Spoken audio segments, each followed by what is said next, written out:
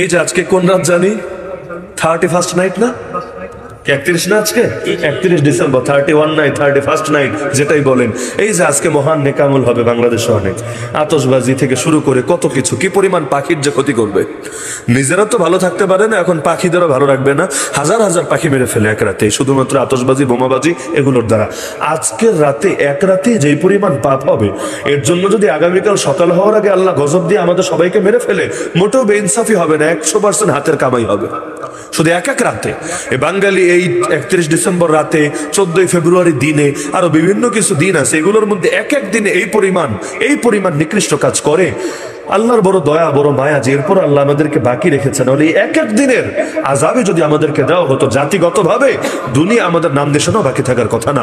অতীতে এক এক কবিরা গুনাহের কারণে এক এক জাতি শেষ, আর আমরা সব কবিরা গুনাহ করার পর এখনো বেঁচে আছি। যশোরে পত্রিকায় দেখলাম, যশোরে 12টা ছেলে যারা স্টুডেন্ট, এখন ওদের এইডস হয়েছে। এইডস কেন এইডস হয়েছে? 12 জনের 12 জনই সমকামী। এই 12টা ছেলে, যদি এগুলো মেইন স্ট্রিম মিডিয়া অত হাইলাইটে আনে না, প্রথম আলো, ডেইলি স্টারে কোনো রিপোর্ট আছে, আরো যত মূল টিভি আছে, এগুলো নিয়ে কোনো সংবাদ আছে? নাই। কেন? ওরা ব্যস্ত থাকবে রাসেলস ভাইপার নিয়ে, ওরা ব্যস্ত থাকবে এরকম হাবিজাবি বিভিন্ন হাইপ ক্রিয়েট করা নিয়ে। কেন? কারণ ওইগুলারে যদি সামনে আনতে পারে, এতে ওদের লাভ আছে। রাসেলস ভাইপার নিয়ে এখন কিন্তু কোনো আলোচনা নাই, কোনো টেলিভিশনে, কোনো পত্রপত্রিকায়। কেন? বড় ভাইপার যখন বিদায় হয়েছে, ছোট ভাইপারকে লোকে এমনি ভুলে গেছে। ওই বড় ভাইপার গুলো ছোট ভাইপার গুলোকে জিন্দা রাখে নিজেদের দোষগুলোকে আড়ালে রাখার জন্য। কিন্তু এইডস নিয়ে দেখবেন ওরা এখন কথা বলে না। কেন? কারণ এটা নিয়ে যদি কথা বলে, লোকে আর সমকামী হবে না, ভয় পাবে। কারণ আখিরাতের লোকে অতটা ভয় পায় না যতটা ভয় পায় দুনিয়া বিপদে পতিত হওয়াকে। তো এখন যদি এভাবে ভয় পাওয়া যায়, ওদের শয়তানি আর ভণ্ডামি এজেন্ডা তো দেশে বাস্তবায়িত হবে না। এজন্য এই খবরগুলোকে মাটি চাপা দিয়ে রাখবে। আর এগুলো করলে কি সুবিধা, কি উপকার, এইরকম নিউজ দিয়ে মানুষকে এদিকে আগ্রহী করতে থাকবে। এজন্য দেখেন না, শিক্ষা সিলেবাসে পর্যন্ত শরীফ থেকে শরীফার গল্প ঢুকিয়ে ছেড়েছে। অথচ ট্রান্সজেন্ডারিজম এতটা ভয়ানক, যারাই ট্রান্সজেন্ডার হয়েছে সকলের কমন হলো শারীরিক জটিলতায় এমন ভুগেছে, অধিকাংশ অকাল মৃত্যু বা সুইসাইড হয়েছে। অকাল মৃত্যু মানে ইসলামে অকাল মৃত্যু বলতে কিচ্ছু নেই, ওরা যেটারে বলে আর কি। অর্থাৎ ওর ভালোই লাগে না, কয়েকদিন পর ডিপ্রেশনে পড়ে সুইসাইড করেছে। কিন্তু এই খবরগুলো কিন্তু ওরা বলে না। কেন? এগুলো বললে ওদের এজেন্ডা বাস্তবায়িত হবে না। তো জালেমরা করে এই কাজটা, ওরা প্রেম প্রীতির ফজিলত দেখায়, কিন্তু এই প্রেমগুলোর কারণে দেশের মধ্যে কি পরিমাণ ক্ষতি হচ্ছে। এই যে সাংসারিক ভাবে দাম্পত্য জীবনে আগের চাইতে প্রচুর পরিমাণ এখন হতাশা, এখন নিরাশা দেখা যাচ্ছে। স্বামী স্ত্রীর মধ্যে দূরত্ব বাড়ছে, পরকীয়া বাড়ছে, অবৈধ গর্ভপাতের সংখ্যা বাড়ছে, এবং জিনা যে এত বাড়া বেড়েছে, আল্লাহ হেফাজত করুন, আল্লাহ হেফাজত করুন। এই কারণে আমাদের উপর গজব আসার আমরা উপযুক্ত হয়ে গিয়েছি। এই যে পদে পদে এত সমস্যা, এমনকি ডাস্টবিনে পর্যন্ত বাচ্চা পাওয়া যায়, ড্রেনে পর্যন্ত বাচ্চা পাওয়া যায়, এমনকি হতাশার কারণে কতজন সুইসাইড করে বেড়ায়। এই খবরগুলো ওরা দেখাবে না, ওরা দেখাবে কাছে আসার গল্প। তো কাছে আসার গল্পের পরের গল্প যে কতটা নিকৃষ্ট, কতটা বিভৎস, কতটা যন্ত্রণাদায়ক, এই খবর ওরা বলবে না। তো ভন্ডের কাজ ভন্ডামি করা, তো কে কি করলো না করলো এটা আমাদের দেখার বিষয় না। কিন্তু সবর যদি করতে চান, তাহলে পাপ কাজ করা যাবে না, পাপ থেকে বাঁচতে হবে। আর পাপের বিপরীতটা মানে সবের কাজ, এটা করাও যেহেতু কষ্ট, সুতরাং ওই কাজটাও করতে হবে। যদি এই দুইটা করতে পারেন, সবরের প্রথম 2 ধাপ পূরণ হয়েছে, এবং আল্লাহ নগদে প্রতিদান দিতে থাকবে। যেমন হাদিসে আছে, কেউ যদি নজরকে হেফাজত করে, নজর হেফাজত মানে কি? সামনে দিয়ে সুন্দরী মেয়ে হেঁটে যাচ্ছে, অথবা এমনি ইউটিউবে ওয়াজ শুনতে ঢুকেছে, সামনে বেরিয়ে একটা এসে নাচতে শুরু করে দিয়েছে, এখন তো এগুলোই চলে। আপনি তেলাওয়াত শুনতে, কেরাত শুনতে ঢুকবেন, দেখবেন আগে নাচ গান দেখিয়ে নিয়েছে আপনাকে, অ্যাড, বিজ্ঞাপন। তো এই যে দেখা যাচ্ছে যে আপনার সামনে খারাপ কিছু আসলো, নিজের নজরকে বাঁচালেন, একটু কষ্ট হয় না? স্বাভাবিক, একটু কষ্ট হয়। আল্লাহ নিজে বলেন হাদিসে কুদসি, আল্লাহ বলেন যে বান্দা যদি আল্লাহর ভয়ে এভাবে নিজের নজরকে নত রাখে, আবদালতুহু ঈমানান ইয়াজিদু হালাওয়াতাহু ফি কলবি, আমি তার দিলের হালতকে পরিবর্তন করে এমন ঈমান সৃষ্টি করে দেই যে ঈমানের মজা এবং মিষ্টতা সে অনুভব করতে পারে। তাহলে ঈমানের মজা পেতে চাইলে নজর হেফাজত করতে হবে। যারা খারাপ জিনিস দেখে অভ্যস্ত, ওরা যদি আমার সামনে এসে কসম করেও বলে, কোরআন হাতে নিয়েও বলে যে সে নামাজের মজা পায়, জিকিরের মজা পায়, আমি বিশ্বাস করবো না, সম্ভব না। দুই বিপরীত জিনিসের মজা একসঙ্গে আসে না, আসা সম্ভব না। ইবাদতের মজা যদি পেতে চান, ওই খারাপের মজা ছাড়তে হবে। ওই মজা যদি আপনি ছাড়েন, ওইটার প্রতি যদি ঘৃণা তৈরি করতে পারেন, ধীরে ধীরে ইনশাআল্লাহ সুম্মা ইনশাআল্লাহ সুম্মা ইনশাআল্লাহ আল্লাহ ইবাদতের মজা দিবে। আমরা বেশিরভাগ নামাজ পড়ি, মজা পাই না, রোজা রাখি, মজা পাই না, হজ করি, মজা পাই না, ইবাদতে কোনো মজা পাই না। এইটাও আল্লাহর একটা গজবে পড়ে যাচ্ছে আমরা। কেন?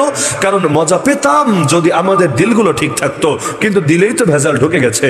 এজন্য মজা আসে না। আল বিররু হুসনুল খুলুক ওয়াল ইসমু মা হাকা ফি সাদরিক ওয়া কারিহতা আন ইয়াত্তালি আলাইহিন নাস। নবী বলে গুনাহকারে বলে উম্মত জানো গুনাহ হলো ওই জিনিস যার মধ্যে দুইটা গুণ আছে, দুইটা গুণ। এক নম্বর গুণ হলো এটা নিয়ে অন্তরে খটকা কাজ করে, দ্বিধা কাজ করে। দেখবেন গুনাহের কাজগুলোই কিন্তু এমন ভেতরে কেমন কেমন জানি লাগতে থাকে। আর দুই নম্বর হলো তুমি যেটার ব্যাপারে অপছন্দ করো মানুষ জেনে যাক, এইটাই গুনাহ। দেখবেন সবগুলো গুনাহ এমন, আপনি এটা চান না আপনার বাপ জেনে যাক, মা জেনে যাক, 3 বছরের বাচ্চা জেনে যাক। 3 বছরের বাচ্চা আপনার দিকে তাকায় থাকলে পর্নোগ্রাফি দেখতে পারবেন না, কিন্তু আল্লাহ যে আপনাকে অল টাইম দেখে এটা আপনার খবরে থাকে না। এই গুনাহের সমস্যা এখানে, আল্লাহর থেকে ডিসকানেক্ট করে দেয়। আর আল্লাহর থেকে একবার ডিসকানেক্টেড হয়ে গেলে বান্দার মুক্তির আর উপায় থাকে না। তাহলে সবর করতে চাইলে এই দুইটা গুণ হাসিল করা লাগবেই লাগবে। গুনাহ ছাড়ার অভ্যাস করতে হবে, নেক আমল করার অভ্যাস করতে হবে। আর বান্দা হিসাবে গুনাহ হয়ে যেতে পারে, এখনো করা আর এখনো কদাচিৎ হয়ে যাওয়া।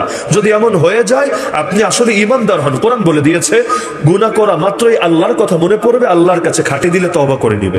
তার মানে গুনার পরে তওবা দেরি করবে না, তওবা দেরি করা আরো বড় গুনাহ। গুনাহ করা যেমন গুনাহ, গুনাহের পর তওবা বিলম্বিত করা ধীরে ধীরে অন্তরে মোহর পড়ে যাওয়ার কারণ। যদি নিয়মিত তওবা করতে পারেন, আর নবী যদি আল্লাহর কাছে দৈনিক 100 বার তওবা করতে পারে, আপনি কে? আপনার তো কয়েক কোটি বার তওবা করা দরকার। নবী মাসুম নবী, যেই নবীর কোনো পাপ নাই, যেই নবীর জান্নাত কনফার্ম, যেই নবীর অতীতের পূর্বের এবং পরে সব মাফ, পাপ নাই তাও মাফ, ওই নবী যদি ডেইলি 100+ তওবা করতে পারে আল্লাহর কাছে, তাহলে আমার কয়বার করা দরকার? চিন্তা করেন কয়বার করা দরকার? কয়বার করি? সকাল সন্ধ্যার জিকির বা তওবা তো করি, ইস্তেগফারও তো করি না। এমনকি নামাজের মধ্যে যে ইস্তেগফার আছে ওইটা তো বুঝি না। আল্লাহুম্মা ইন্নী যালামতু নাফসি যুলমান কাসীরা, ইস্তেগফার তওবা, কিন্তু এর অর্থই তো বুঝি না। এগুলো তো মুখ থেকে বের হয়, বুক থেকে বের হয় না।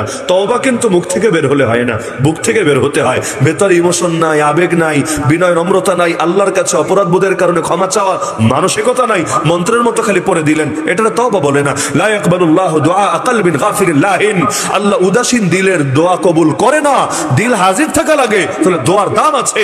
আর দিল হাজির নাই, খালি জিলাপির লোভে, পয়সার লোভে শুধু হাত তুলেছে, এটার দ্বারা কোনো কাজ হয় না, কোনো কাজ হয় না। আগে দিল ঠিক থাকা লাগে, তাহলে হাত ওঠানোর দাম আছে। আর দিলের মধ্যে কিচ্ছু নাই, শুধুমাত্র হাত উঠিয়েছে, ওইটা জাস্ট একটা বাহ্যিক সাদৃশ্য হয়েছে, আর কিছু হয় নাই। এই দুই কাজ যদি করতে পারেন, এরপর তৃতীয় ধাপ হলো এই হকের পথে চলতে গেলে বিপদ আসবে। বিসমিল্লাহ, হকের পথে চলবেন কিন্তু বিপদে পড়বেন না। এটা নবীদের ক্ষেত্রেই হয়নি, আপনার ক্ষেত্রে কিভাবে হবে? সর্বযুগের সবচাইতে পাক্কা ইমানদারের নাম তো মুহাম্মদুর রাসূলুল্লাহ সাল্লাল্লাহু আলাইহি ওয়াসাল্লাম। তার চাইতে বড় হুজুর দুনিয়াতে কেউ ছিল না, কোনোদিন কেউ হবেও না। তিনি বলেন আল্লাহর পথে আমাকে সবচাইতে বেশি কষ্ট দেওয়া হয়েছে, যত বেশি কষ্ট কোনোদিনও কাউকে দেওয়া হয়নি। উযিতু ফিল্লাহি মা লাম ইউযাহাদ। তো যদি আল্লাহর দ্বীনের পথে চলার ক্ষেত্রে যদি কষ্ট না আসতো, অন্তত তার জীবনে আসতো না, কিন্তু তার জীবনে সবচাইতে বেশি এসেছে। কেন? নবী বলেন যার ঈমান যেমন তার উপর মুসিবত আসবে তেমন। ইউবতালা রাজুলু বিহাসাবি দীনিহি, আমাদের ঈমান কচুপাতার পানির মতো, তো মুসিবত আসে না বা কম আসে। আর যার ঈমান ছিল বেলালের মতো, তার মুসিবত এসেছে বেলালের মতো।